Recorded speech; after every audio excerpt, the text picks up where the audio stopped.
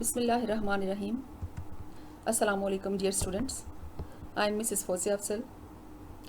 The topic of our today's lecture is verbs and conditionals.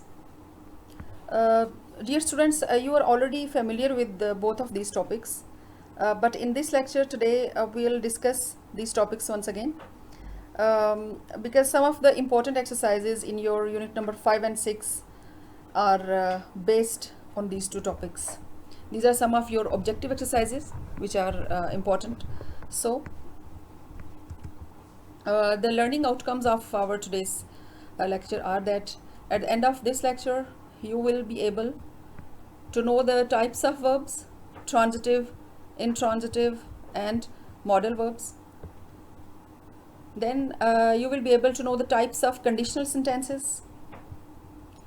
Then you will be able to solve the objective exercises which are based on the aforementioned concepts. So first tell me beta that how do you start your day mostly in the morning? Okay, you get up and you take shower and you make your breakfast. You take your breakfast and after that you get ready to go to your school when these were regular days, and inshallah regular days will come when you will be going to school. Okay, then after that what do? You help your mother, you take light exercise, you play with your siblings, you do your homework. Okay, so there are a lot of activities that you do in your day, a lot of things that you are doing in your a regular day. So beta, you know that you already know that all the actions that you do in your life, everything that you do in your life are called verbs, or whatever is happening around you, all these are verbs. So don't worry, I'm not telling you the definition of verbs once again because you have already done it a lot of times in your previous classes. What are verbs? Everything that is happening around us. A person gets up from the bed, he takes shower, he takes his breakfast, he goes outside and he's doing different kind of activities. So in our whole day, whatever we are doing and whatever the action is happening around us, everything this is called verb. So you know that there are several kinds of verbs, but in today's lecture we'll just focus on transitive, intransitive verbs and modal verbs. So what are transitive and intransitive verbs? First, you know already that transitive means passing over, pass over. Pass over to what? Transitive means an action which passes over to an object. So a verb which needs an object, in other words a verb which needs an object, is called transitive. And what is intransitive? Where we do not need an object, right? So let's start with our transitive verbs. Transitive needs an object. For example, I bought a car. So here you see that so bought is a verb. Okay, first you need to determine that what is a verb in this sentence. When you have recognized that this is an adverb, this is a verb, then what you will do?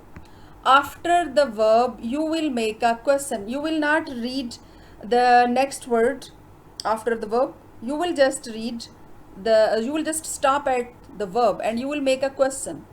What? Okay, for example, here you see I bought. Now you will make a question, what? If you are getting an answer in an object is definitely a noun, then it is a transitive verb. For example, I bought what I bought? A car. So this is an object, right? So next you see you buy something. You buy, we'll stop here on this verb.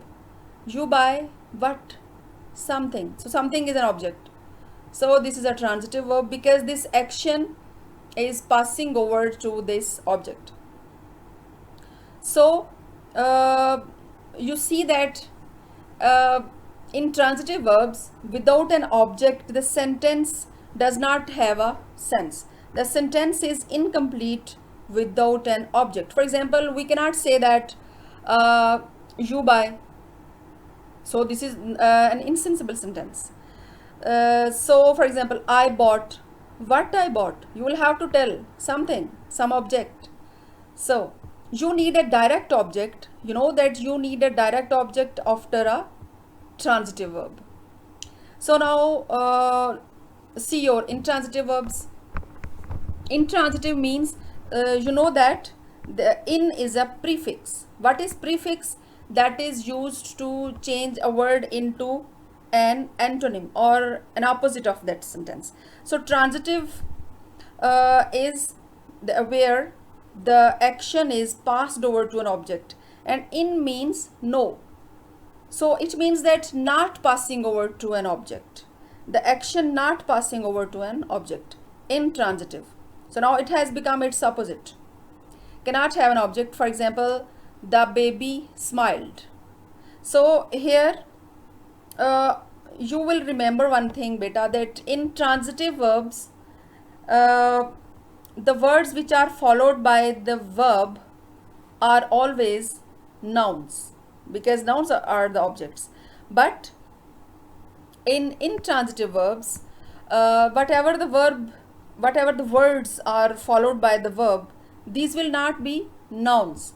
These can be adverbs, but you will not get confused, right? So in intransitive verbs, you cannot have an object. For example, you cannot smile something. For example, if you make a question, again you will just keep one rule in your mind to determine that whether this is transitive or intransitive, because you know that it is very sometimes it becomes very confusing for you to identify that whether this is transitive or intransitive. You are confused about it, right? So what is the thing that I have told you? What is the tip? That after every verb you will stop for a while and you will make a question to yourself. What? Okay, if the word is giving you the answer of what, then it is transitive. What means what object, right? Then it is transitive. And if you make a question of what and it doesn't give you the answer, you are not getting the answer of what, then definitely it is not the transitive verb, because you are not getting the object. So this is intransitive. For example, you see the baby smiled. The baby smiled. If you will make a question, after smiled you are stopped and you make a question what, you are not getting an answer of what, right? Smile something nahi ho sakta, right?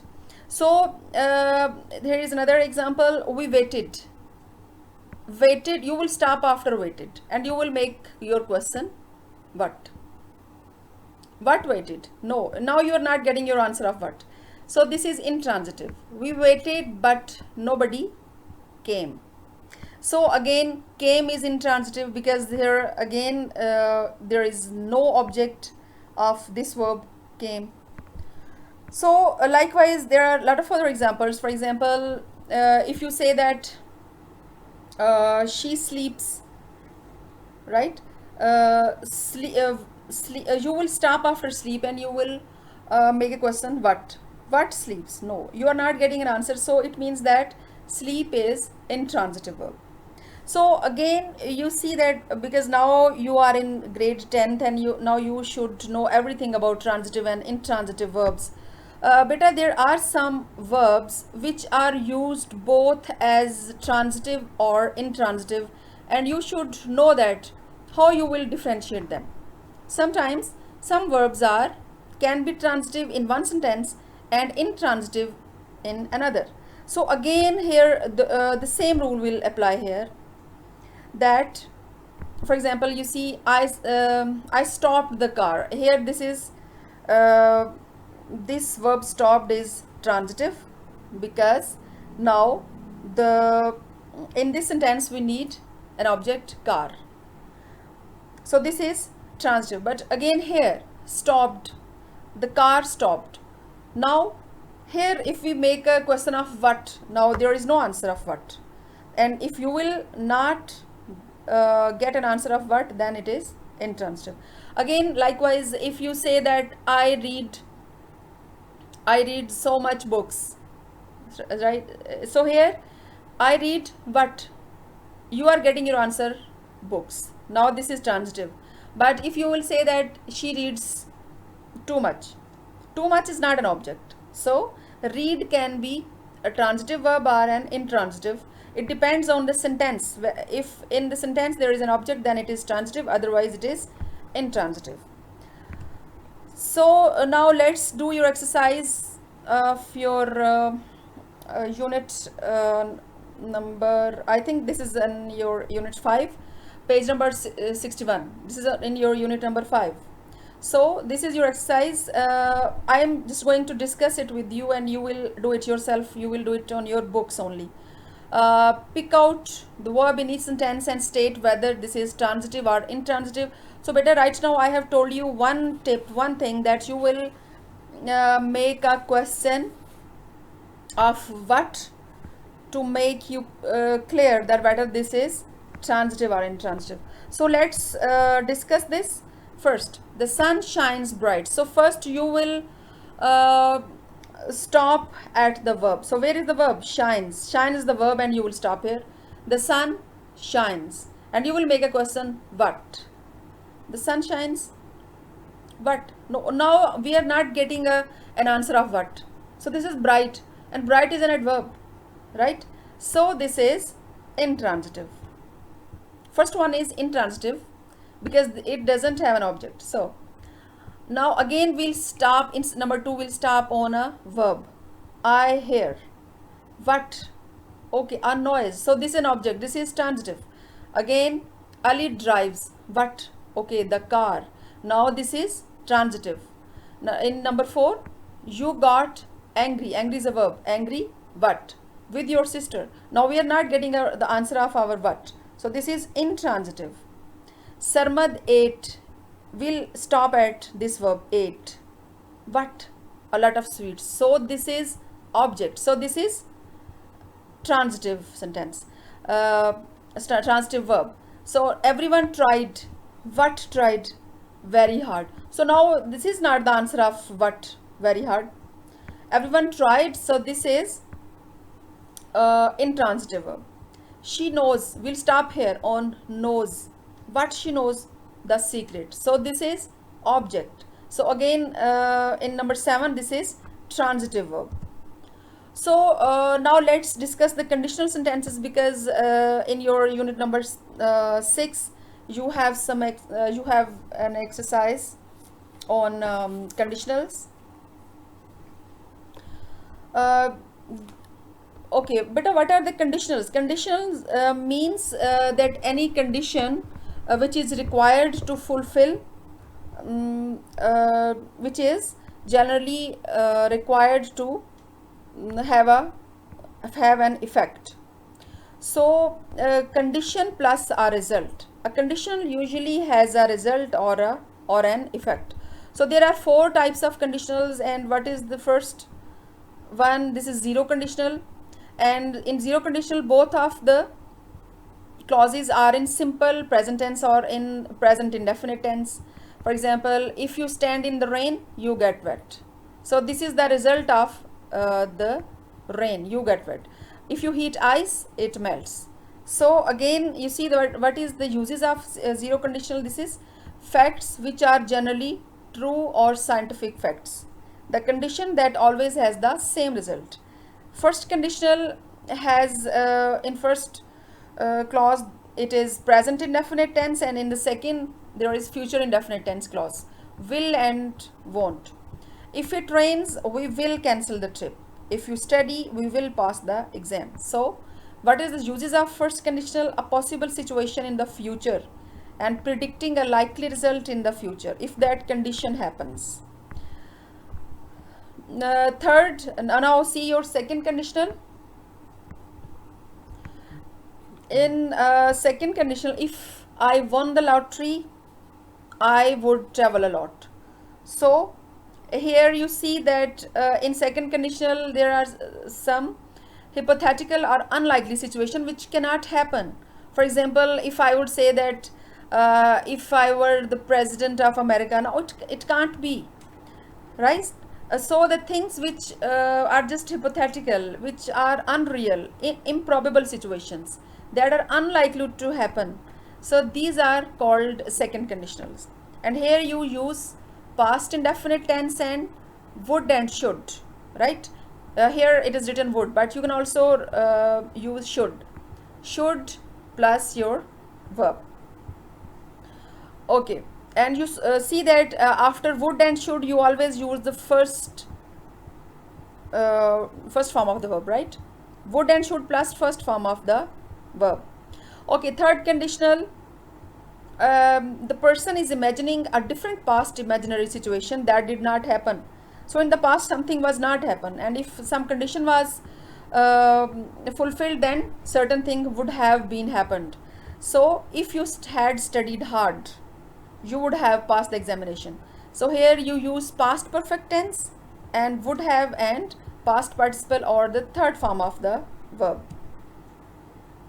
So we'll do the exercise which is on your page number 74, conditional sentences. Now these are very easy and you will do it yourself, because this is only based on your first conditional, right? So this is on your based on your first conditional. So what you will be using, I'll just do first and you rest of it you will do it yourself on your book. If you get bags, remember first conditional, present indefinite tense. If you get back late, I shall be angry. Second clause will be future indefinite tense. So this you will be doing this exercise yourself. Next, see the our next heading is modal verbs. That is also an exercise which is based on modal verbs. You have already done modal verbs. You see that these are not helping verb, because these are not helping a verb to make tense. These are not used in making tense, but these are used for some specific purposes, like taking permission or a polite request, or to prohibit somebody. Prohibition. Next, must is used for obligation, right? Obligation and moral duty, and unwill is to show unwillingness, and should is used to necessity, show necessity. So these are used for some specific purposes. So let's do our exercise which is on your page number 6. Sorry, this is in your unit number 6 and page number 73, and this is based on your modal verbs. Put appropriate modal verbs into the gaps. We had to borrow umbrellas, so we didn't get wet. So you see why we have used here had to, because here didn't is past tense, so we'll use past tense. We had to. Number 2, I was so far from the stage that I could see very well. So why we have used here could, because here it is past tense, I was, so you have used here could see very well. Next, he sees very badly, he has to. Now again this is present tense, sees, so you will be using here he has to. You will not use had to. He has to wear glasses all the time. So next, you must not drive fast, there is a speed limit here. So this is our necessity and obligation, that if there is a speed limit, then this is our obligation that we must not. Here we cannot use should, because this is something very important, so we'll use must. You must not drive fast. There is a speed limit ahead. Next, we should drive fast. We have plenty of time. So here, this is not so much strictness here. There is a kind of flexibility. So must is used in definite situations where this is our strong moral obligation, and should is used in some kind of flexible situations. We should drive fast. We have plenty of time. Students, today what we have discussed here, we have done some of your objective exercises which are based on transitive, intransitive, and your modal verbs, and we have discussed the conditional sentences, types of conditional sentences, which are very important for you for your MCQs as well for your objective exercises. So this is your home task for today, that you will write down types of conditional sentences on your notebooks, because you will be revising it time and again for your MCQs. I hope that you must have followed today's lecture. Thank you very much and take care.